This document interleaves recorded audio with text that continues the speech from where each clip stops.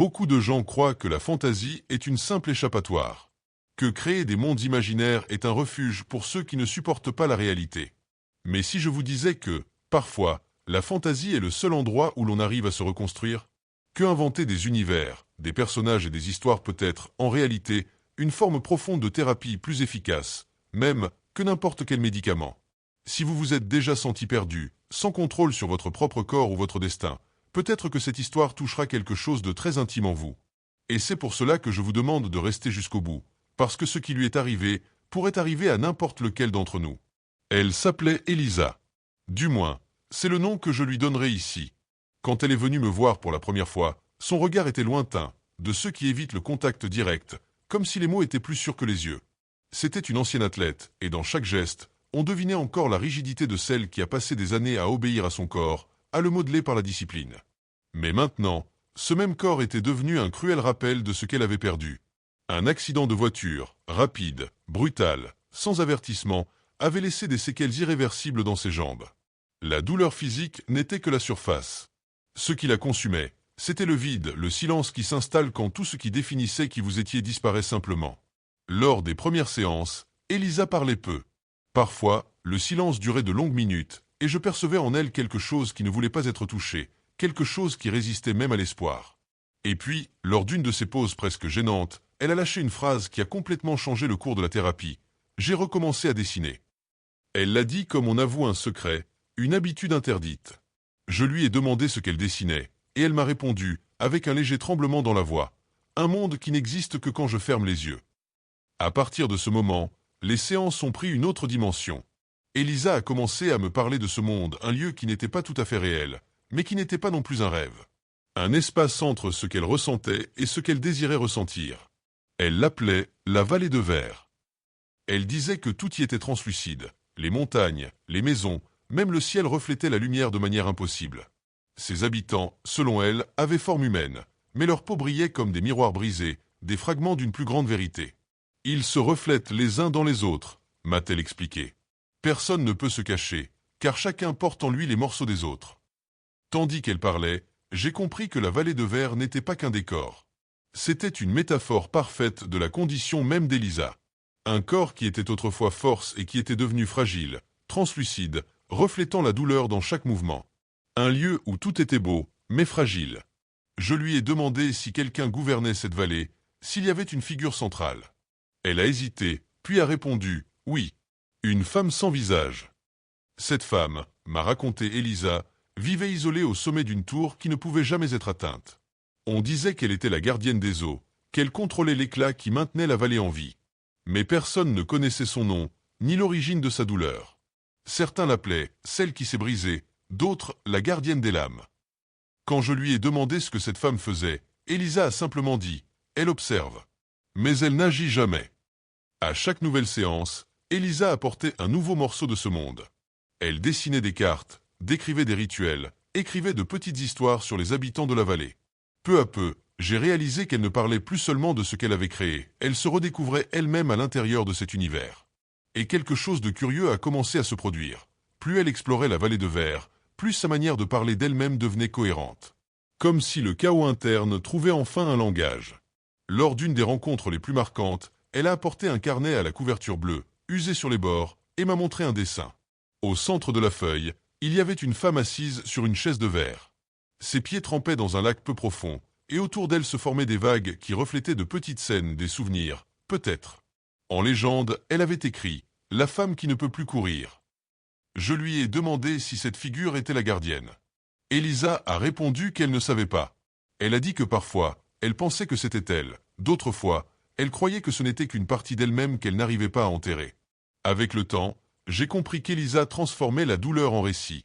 Chaque dessin, chaque texte, chaque dialogue imaginaire était une tentative de réorganiser ce qui avait été brisé.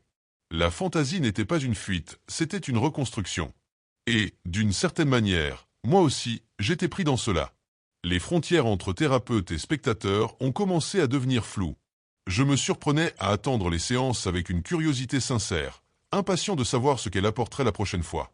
À un moment donné, je lui ai demandé ce qu'il y avait au centre de la vallée de verre, le point le plus profond de sa création. Elle a réfléchi quelques secondes avant de répondre. un miroir qui ne reflète jamais deux fois le même visage. Cette phrase a résonné en moi.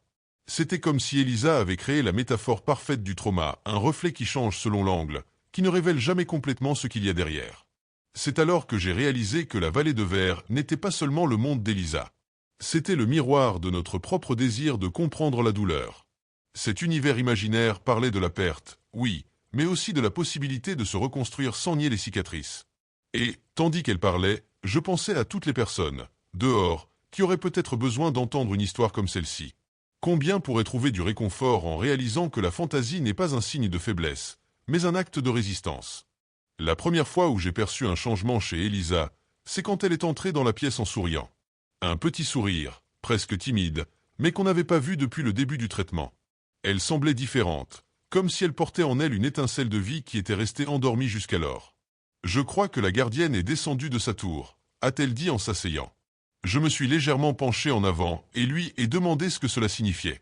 Elisa a ouvert le carnet et a révélé une nouvelle illustration.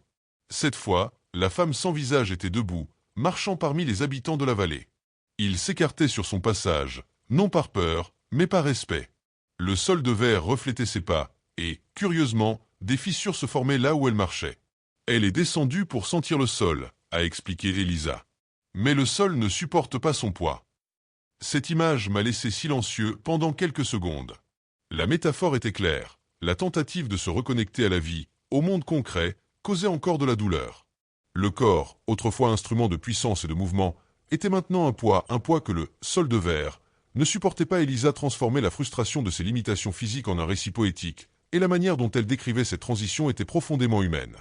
Avec le temps, la vallée de verre est devenue de plus en plus vivante. Elisa parlait de ses paysages avec la naturalité de quelqu'un qui décrit son propre quartier. Il y avait le lac des voix, où les mots n'étaient pas dits, mais faisaient écho en vagues transparentes. Il y avait aussi le pont des souvenirs, que seuls ceux qui acceptaient de regarder le reflet de leur propre culpabilité pouvaient traverser. Et, à l'horizon, le mur de brume, une barrière qui cachait tout ce que la vallée n'était pas encore prête à voir. Elle dessinait ces structures avec une précision presque architecturale. Et le plus impressionnant était de constater que chaque nouvel élément apparaissait en parallèle d'une avancée dans son traitement.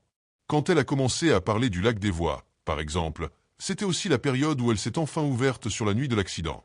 Le souvenir est revenu fragmenté, entrecoupé de sanglots, comme si chaque phrase était une lame. « Je ne me souviens pas du choc », a-t-elle dit. « Je me souviens seulement du bruit du verre. » Cette phrase m'a marqué. Il était inévitable de penser que la vallée de verre était née là, dans l'éclatement du pare-brise, à l'instant où son corps s'était brisé en même temps que le monde. Le nom, les reflets, la transparence de tout, c'étaient des échos de cette nuit.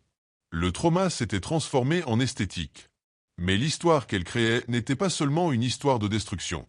C'était aussi une quête de sens, une tentative de reconstruction. Et plus elle plongeait dans la vallée, plus la figure de la gardienne devenait claire. Maintenant, Elisa commençait à la décrire avec des détails. Elle disait que la femme sans visage portait un manteau fait de fragments miroitants et que, lorsqu'elle bougeait, chaque morceau reflétait un sentiment différent, colère, nostalgie, peur, espoir. Elle est faite de tout ce que je n'ai pas encore réussi à accepter, a-t-elle avoué. À ce stade, je comprenais que la vallée était plus qu'un mécanisme de défense. C'était un miroir narratif, une forme d'intégration psychique.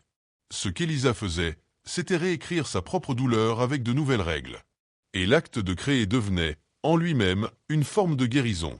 C'était remarquable. Sa parole était plus fluide, son regard plus ferme. Elle commençait à marcher émotionnellement, même si son corps refusait encore le mouvement. Une fois, je lui ai demandé de décrire une journée ordinaire dans la vallée. Je voulais comprendre comment ce monde fonctionnait, quelles étaient ses lois internes. Elisa a fermé les yeux et a commencé à narrer, d'une voix presque hypnotique. Le matin, le soleil se lève sous l'eau. Il traverse le lac et monte lentement, comme si le monde entier devait réapprendre à respirer. Les miroirs des maisons captent cette lumière et projettent des images différentes, des souvenirs, des rêves, des choses que les gens souhaitent oublier. La nuit, l'éclat diminue peu à peu, et la vallée devient presque transparente, au point de sembler n'exister pour de vrai. Il y avait de la poésie dans sa manière de parler. Et, à mesure que le temps passait, on percevait un changement subtil. Elisa n'était plus seulement une observatrice de la vallée. Elle commençait à interagir avec elle. Lors d'une séance, elle a raconté avoir créé un nouveau personnage, une voyageuse qui était apparue de l'autre côté du mur de brume. Cette voyageuse, contrairement aux autres habitants, avait des jambes solides, mais ne savait pas courir. Elle marche lentement, a-t-elle expliqué, parce qu'elle a appris que le sol peut se briser à tout moment. Je lui ai demandé qui cette voyageuse représentait. Elisa a eu un léger sourire et a répondu « Vous, peut-être ». Ce fut l'un des rares moments où j'ai senti que ma présence dans son histoire était consciente. La vallée de verre s'était étendue au point d'inclure désormais l'espace de la thérapie. J'étais devenu un personnage, une partie du processus symbolique. Et cela montrait, d'une certaine façon, qu'elle était prête pour quelque chose de plus, intégrer les deux mondes. Les semaines suivantes ont été intenses. Elisa a commencé à apporter non seulement des dessins, mais aussi de petits textes écrits comme des journaux intimes de la gardienne. C'étaient des fragments d'une conscience divisée, presque comme des lettres qu'elle s'adressait à elle-même. Dans l'un d'eux, j'ai lu « Aujourd'hui, je suis descendu dans la vallée et j'ai vu mon reflet pour la première fois. Il tremblait. J'ai cru que c'était de la peur, mais c'était le vent. Le verre bouge, même quand la douleur tente de le maintenir immobile. » Ces écrits avaient un ton d'une lucidité impressionnante.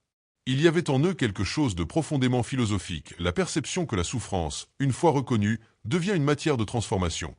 Je voyais, jour après jour, le trauma se réorganiser sous forme de beauté. Mais comme tout parcours de guérison, le processus n'a pas été linéaire. Il y a eu des rechutes. Des moments où Elisa disparaissait pendant des semaines, sans répondre aux messages. Quand elle revenait, elle avait le regard lourd, le carnet fermé, le silence plus épais.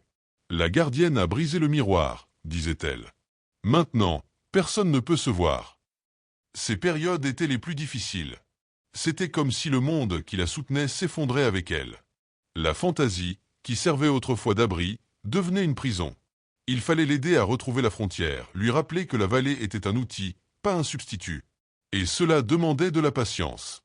Lors d'une de ces séances de retour, elle m'a tendu une feuille volante, avec un dessin différent des précédents. Il n'y avait pas de verre, pas de reflet, pas d'éclat. Juste une plaine sombre, vide. Au centre, une petite graine. La légende disait « ce qui pousse quand le verre se défait ». C'est là que j'ai compris. Elisa était sur le point de commencer une nouvelle phase. Quelque chose en elle voulait naître, quelque chose de réel. La vallée de verre, avec toute sa beauté, avait joué son rôle, mais il était maintenant temps de traverser le mur de brume. Elisa est arrivée à la séance avec un nouveau carnet. La couverture était noire, simple, sans dessin. Contrairement aux autres, il n'y avait ni couleur ni reflet, juste la marque discrète d'un recommencement. « Je crois que j'ai traversé le mur », a-t-elle dit tout de suite, avant même que je ne demande comment elle allait. Sa voix était ferme, mais il y avait quelque chose de contenu, un poids que seuls ceux qui ont affronté leur propre abîme sont capables de porter avec sérénité. J'ai ouvert le carnet, et là se trouvaient les premiers traits du nouveau territoire. La vallée de verre était restée derrière. Désormais, le monde qu'Elisa décrivait était opaque, sans éclat. Elle l'appelait la terre des cendres claires. Un lieu où tout semblait suspendu entre ce qui avait été et ce qui n'était pas encore. Ici, le sol ne se brise pas, a-t-elle expliqué. Mais il ne reflète rien non plus. Il était évident qu'Elisa créait une transition symbolique. Le verre, qui représentait la fragilité et la douleur, avait été remplacé par des cendres, les restes de quelque chose qui avait brûlé, mais qui gardait encore de la chaleur. Cette nouvelle phase de sa fantaisie indiquait une maturation émotionnelle. Il ne s'agissait plus de déplorer ce qu'elle avait perdu, mais de ce qui pouvait encore naître de ce qui restait. Alors qu'elle décrivait le nouveau décor, on percevait que les règles avaient changé. Dans la terre des cendres claires, le temps ne coulait pas en ligne droite. Parfois, le jour dure quelques minutes, parfois des années, disait-elle. Ici, le temps dépend de combien vous supportez le silence. Il y avait quelque chose de profondément symbolique là-dedans. Le silence était justement ce qu'Elisa redoutait le plus, et aussi ce qu'elle apprenait maintenant à écouter. Les habitants de ce nouveau monde étaient différents de ceux de la vallée. Ils n'avaient pas de visage miroitant, ni de corps translucide. C'étaient des figures floues, aux contours indéfinis, comme s'ils étaient toujours en train de devenir. Ils se défont quand on essaie de les nommer, a-t-elle expliqué. Je crois que c'est parce qu'ici, personne n'est obligé d'être une seule chose. Ces descriptions révélaient une transformation intérieure remarquable. Elisa apprenait à vivre avec l'impermanence, à accepter qu'il n'est pas nécessaire d'avoir toutes les réponses. Elle commençait à considérer sa propre identité non comme quelque chose de fixe, mais comme un flux. C'était la représentation symbolique de l'acceptation. Lors d'une des séances suivantes, elle a introduit un nouveau personnage, le sculpteur d'ombre. Un homme qui modelait des figures avec ses propres mains, mais qui ne pouvait travailler que la nuit. Il ne crée pas pour être vu, a-t-elle expliqué. Il crée pour se rappeler qu'il est encore capable de transformer quelque chose, même si personne ne le remarque. Je lui ai demandé si elle s'identifiait à lui. Elisa a eu un léger sourire. Je crois que oui. Il fait ce que j'essaie de faire avec moi-même. Nos conversations sont devenues plus denses, plus philosophiques. Elisa ne parlait plus seulement de douleur, mais de sens, de la valeur de ce qui demeure même quand tout se défait. À un moment donné, elle a prononcé une phrase que j'ai immédiatement notée. La fantaisie est l'endroit où la réalité se repose quand elle est trop fatiguée. Cette phrase a résonné en moi pendant des jours. Car, d'une certaine manière, c'est ce qui nous arrive tous. Nous créons des mondes, des histoires, des images, non pour fuir, mais pour donner un répit à ce qui pèse trop lourd. Elisa devenait une sorte de narratrice de sa propre reconstruction. Et moi, en tant que thérapeute, je me voyais de plus en plus comme un témoin et un apprenti de ce processus. Mais quelque chose de nouveau émergeait sous la surface. Une tension subtile, une inquiétude que je ne savais pas encore nommer. Elisa a commencé à rapporter des rêves vifs, presque des visions. Elle disait que, parfois, elle se réveillait avec la sensation d'avoir réellement été dans la terre des cendres claires. Elle sentait l'odeur de la poussière, le froid du vent, le son lointain de pas. C'est comme si le monde que j'ai inventé commençait à m'inventer en retour, a-t-elle avoué. Cette phrase m'a mis en alerte. Il était courant que des processus thérapeutiques intenses produisent des immersions profondes dans l'imaginaire, mais il y a une limite délicate entre l'usage symbolique de la fantaisie et la fusion totale avec elle. Je lui ai demandé si elle en avait peur. Elisa a répondu « Non. J'ai peur de revenir et de découvrir qu'ici, dehors, rien n'a plus de sens. » Ces mots révélaient à quel point la fantaisie était devenue son espace d'appartenance. Il fallait être prudent. L'art qui guérit peut aussi consumer, si l'on oublie que le corps est le point d'ancrage de l'âme. C'est pourquoi j'ai décidé de proposer quelque chose de nouveau. Je lui ai demandé d'apporter un élément de la terre des cendres claires dans le monde réel. Quelque chose de physique, de tangible. Lors de la séance suivante, Elisa a apporté une petite sculpture en argile. Elle était imparfaite, informe, mais il y avait en elle quelque chose de profondément humain. Elle a dit qu'elle représentait le sculpteur d'ombre. Il n'a pas besoin d'être beau, a-t-elle expliqué. Il a seulement besoin d'exister. Cela m'a ému. Pour la première fois, elle matérialisait hors d'elle-même quelque chose qui ne vivait auparavant que dans son esprit. À partir de là, le processus a gagné une autre dimension. Elisa a commencé à transformer ses créations en œuvres concrètes, peintures, maquettes, petits textes.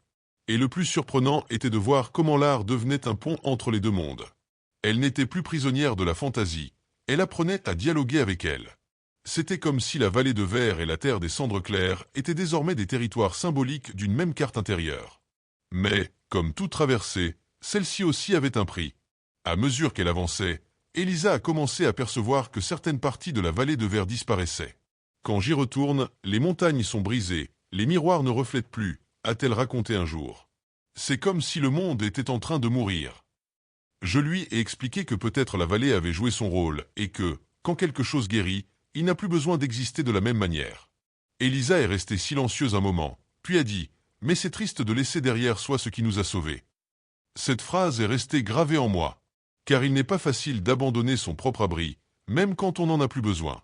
La fantaisie avait été le sol sous ses pieds quand le réel s'était dérobé, et maintenant, elle devait apprendre à marcher sans lui.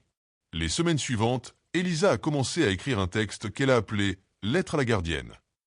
C'étaient des messages adressés à cette femme sans visage qui commandait autrefois la vallée de verre. J'ai lu des passages profondément symboliques, comme celui-ci. « Tu m'as appris à supporter le reflet. Maintenant, j'apprends à supporter le vide. Je sais qu'un jour je te reverrai, et quand cela arrivera, j'espère que tu auras un visage, le mien. » Ces mots représentaient un tournant. Elisa n'acceptait pas seulement la douleur, elle reconnaissait qu'elle faisait partie de sa propre identité. La gardienne, la femme sans visage, était la personnification de ce qu'elle avait perdu et elle était maintenant réintégrée. Pourtant, un dernier défi l'attendait. Un après-midi, Elisa est arrivée tête baissée, les mains tremblantes. « J'ai encore rêvé de l'accident », a-t-elle dit. Mais cette fois, c'était différent. Je n'étais pas dans la voiture. J'étais au bord de la route, je voyais tout se passer. Et quand le verre a brisé, j'ai vu quelqu'un en sortir, la gardienne. Je suis resté silencieux, la laissant continuer. Elisa a pris une profonde inspiration et a ajouté « Elle m'a regardé et elle a dit « Maintenant, c'est à toi ». Il y avait quelque chose de définitif dans cette phrase. Comme si son inconscient lui avait finalement rendu les commandes de sa conscience. La fantaisie avait rempli sa fonction thérapeutique, faire de la place pour que la réalité puisse à nouveau être supportée. Et, d'une certaine manière, ce rêve marquait le début de la fin du processus. Mais la fin, comme vous allez le voir, n'a pas été ce à quoi je m'attendais. Car, parfois, quand une personne décide de revivre, le monde qu'elle a créé ne disparaît pas, il se transforme. Et c'est justement dans cette transformation que réside le vrai miracle de l'esprit humain. Si cette histoire vous captive, si vous voulez comprendre ce qui se passe quand la fantaisie devient une partie de la guérison, pas seulement un refuge, mais un chemin de retour vers la vie, alors je vous invite à rester avec moi. Ce qui suit est l'épilogue le plus délicat et le plus révélateur de ce parcours. Il existe des moments où la thérapie cesse d'être un simple dialogue. Elle devient quelque chose de silencieux, presque sacré, comme si la pièce se transformait en un espace suspendu entre le réel et l'invisible. C'est exactement ainsi que cela s'est passé durant les dernières semaines avec Elisa. Elle ne parlait pas beaucoup, mais il y avait une densité dans l'air, une sorte d'attente. Je sentais que quelque chose approchait, quelque chose qui se préparait depuis le premier dessin, depuis l'instant où le verre s'était brisé. Elisa a commencé à apporter peu de papier, presque pas d'art. Elle disait qu'elle économisait l'éclat. Je n'ai pas compris immédiatement ce qu'elle voulait dire, mais j'ai laissé le silence faire le travail que les mots ne parviennent parfois pas à accomplir. Jusqu'au jour où, sans prévenir, elle est entrée dans la pièce avec le carnet noir en main et a annoncé « La gardienne est revenue ». Elle a ouvert le carnet et m'a montré une série de dessins. La femme sans visage était debout, au milieu de la terre des cendres claires. Le manteau miroitant avait disparu. À sa place, une robe simple, en tissu sombre, presque sans détails. Le décor autour semblait en transformation, les cendres se changeaient en terre fertile, et des pousses de plantes surgissaient entre les fissures. Elisa a expliqué. Elle a enlevé les miroirs parce qu'elle n'a plus besoin de se cacher derrière le reflet des autres. C'était un symbole puissant. La gardienne, autrefois distante et inatteignable, marchait maintenant sur une terre ferme, vivante, humaine. La métaphore était claire. Elisa devenait maîtresse de sa propre histoire. Et ce qui m'impressionnait, c'est que, sans même s'en rendre compte, elle décrivait un processus psychologique d'intégration, quelque chose qui chez beaucoup de patients prend des années. Pendant cette séance, Elisa a parlé de quelque chose de nouveau. Elle a dit que la gardienne avait trouvé une maison, une petite cabane construite au bord du lac asséché qui avait été un jour le centre de la vallée de verre. Elle allume une lampe toutes les nuits et observe le reflet qui reste. Non pas pour se souvenir de ce qu'elle a perdu, mais pour remercier de ce qu'elle a appris. La simplicité de cette image m'a profondément touché, car il y avait là une reconnaissance rare, celle que la douleur, une fois acceptée, devient sagesse. Et, d'une certaine façon, j'ai senti que le cycle se refermait. C'est alors qu'Elisa a commencé à parler de l'avenir. Elle a dit qu'elle voulait exposer ses dessins, raconter son histoire publiquement. Mais pas comme quelque chose de triste, a-t-elle expliqué. Je veux montrer que le monde qui m'a sauvé peut aussi en sauver d'autres. À ce moment, j'ai compris qu'elle avait transformé la fantaisie en une mission. Ce qui avait commencé comme un refuge devenait maintenant un pont, une forme de connexion avec le monde. C'était émouvant de voir cette métamorphose. Pourtant, quelque chose me disait qu'il manquait encore une dernière pièce. Et elle est arrivée de manière inattendue. Un jeudi matin, Elisa est arrivée plus tôt que d'habitude. Elle était grave, presque solennelle. Elle s'est assise et est restée silencieuse un moment, regardant ses mains. Puis, elle a ouvert le carnet et a dit « J'ai enfin vu son visage ». Mon cœur s'est accéléré. C'était la révélation qui, d'une certaine manière, se construisait depuis le début. Je lui ai demandé ce qu'elle avait vu, et elle a répondu avec calme « C'était le mien ». Mais plus vieux, avec des marques que je n'ai pas encore. Et elle souriait. Nous sommes restés silencieux de longues minutes. Elisa semblait en paix, et j'ai compris ce que ce rêve ou cette vision représentait. La gardienne, qui avait toujours été le symbole de la douleur et de la perte, se révélait maintenant comme le reflet d'une version future d'Elisa, une version qui avait appris à vivre avec ses cicatrices. C'était l'archétype de la femme réconciliée avec elle-même. Elle m'a dit quelque chose, a poursuivi Elisa. Elle a dit « Maintenant, tu peux y aller. La vallée n'a plus besoin de moi. » Ces mots scellaient la fin du cycle symbolique. La gardienne, qui observait de loin, devenait enfin une partie d'elle. L'inconscient avait achevé son voyage. Mais, comme toute conclusion, celle-ci aussi comportait ses risques. Après cette séance, Elisa n'est pas venue pendant une semaine. Et quand elle est revenue, quelque chose était différent. Elle semblait épuisée, mais pas abattue comme quelqu'un qui a traversé un désert intérieur et a survécu. Elle a apporté une dernière peinture, qui mettrait un point final à tout ce qu'elle avait créé jusqu'alors. Le tableau montrait la terre des cendres claires vues d'en haut. Au centre, la cabane de la gardienne. Et tout autour, ce qui était autrefois désolation fleurissait maintenant en de douces teintes de vert et de bleu. Dans le coin inférieur, Elisa avait écrit une phrase. Le verre s'est brisé, mais la lumière continue de passer. Quand j'ai lu cela, j'ai ressenti un mélange d'admiration et d'humilité. Car, dans son essence, tout le processus thérapeutique se résumait à cette image. Le verre, symbole de la douleur, de la fragilité, du trauma, n'avait pas besoin d'être restauré. Il suffisait d'accepter ses fissures et de permettre à la lumière de continuer à le traverser. Durant les séances suivantes, Elisa a commencé à planifier sa nouvelle vie. Elle parlait de conférences, de livres, d'expositions. Elle a dit qu'elle voulait utiliser le nom « Vallée de Verre » comme titre d'un projet artistique destiné à la réhabilitation émotionnelle de personnes ayant des limitations physiques. « Je veux qu'elle sache que l'imagination n'est pas une fuite », a-t-elle dit, « c'est une construction. » Je voyais en elle une force sereine, une conviction qui ne naît que lorsque quelqu'un a touché le fond de sa propre douleur et en est revenu avec quelque chose dans les mains. Et, en l'écoutant, j'ai réalisé que cette histoire n'était pas seulement la sienne. Elle parlait aussi de nous tous, du pouvoir de créer du sens quand le monde semble nous avoir tout pris. Mais il y a eu une dernière conversation que je n'oublierai jamais. C'était lors d'une de nos dernières séances. Elisa est entrée, s'est assise en face de moi et m'a demandé « Vous croyez que la vallée existe encore ?» J'ai répondu avec prudence « Je pense que oui. Peut-être pas comme avant. Peut-être qu'elle existe chaque fois que vous y retournez, ou chaque fois que quelqu'un se reconnaît dans votre histoire. » Elle a souri. « Alors elle ne finira jamais. » Cette réponse m'a ému plus que je ne l'aurais imaginé. Car, d'une certaine façon, elle avait raison. Les mondes que nous créons, qu'ils soient faits de verre, de cendres ou de mots, ne disparaissent jamais complètement. Ils continuent de vivre dans les personnes que nous touchons, dans les gestes, dans les souvenirs, dans les petits courages du quotidien. Et, en prenant conscience de cela, j'ai senti que ma fonction ici était terminée. Elisa n'avait plus besoin de moi comme médiateur entre la douleur et le sens. Elle avait appris à passer de l'un à l'autre avec sagesse. Avant de mettre fin à son suivi, je lui ai demandé ce qu'elle avait le plus appris de tout cela. Elle a réfléchi un instant et a répondu « J'ai appris que la fantaisie ne m'a pas éloigné de la réalité. Elle m'a appris à la regarder avec d'autres yeux. » Je suis sorti de cette dernière séance avec la sensation d'avoir été le témoin de quelque chose de rare, une guérison née de l'imagination, le pouvoir humain de reconstruire l'invisible pour pouvoir continuer à exister dans le visible. Mais, comme toute bonne histoire, celle d'Elisa gardait encore un dernier geste symbolique. Quelques semaines plus tard, j'ai reçu une invitation. C'était pour l'inauguration d'une exposition intitulée « Quand créer des fantasmes est devenu une thérapie particulière ». Le titre était le même que celui que vous connaissez maintenant, et en entrant dans la galerie, j'ai réalisé que tout, absolument tout, était là. Les illustrations de la vallée de verre, les sculptures de la terre des cendres claires, les journaux de la gardienne. Mais au centre, illuminé par une lumière douce, il y avait une œuvre inédite. Un miroir. Sur le cadre, Elisa avait gravé ces mots. À ceux qui croient encore que créer est un acte de fuite, regardez et voyez, c'est peut-être un acte de retour. Les gens s'approchaient, regardaient dans le miroir et voyaient leur propre visage s'y refléter. Il était impossible de ne pas être ému. Car, à cet instant, chacun devenait un peu partie de ce monde qu'elle avait créé.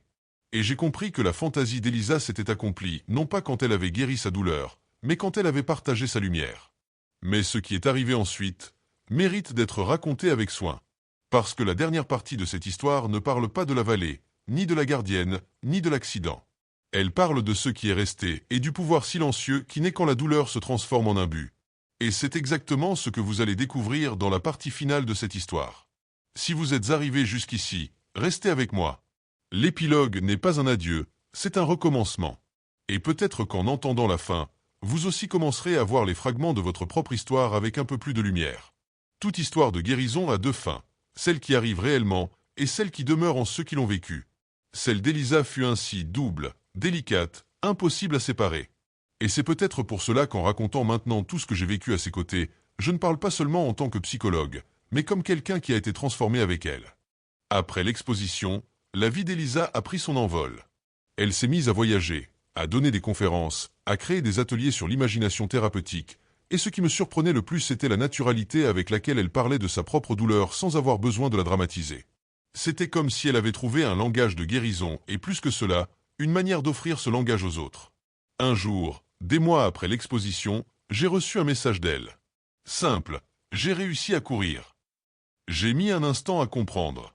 Quand nous nous sommes revus, Elisa a expliqué.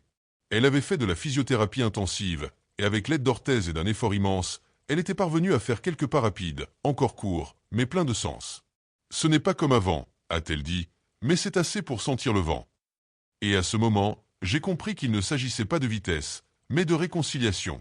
Son corps, qui avait été le théâtre de sa frustration et de sa douleur, était maintenant un territoire de retrouvailles.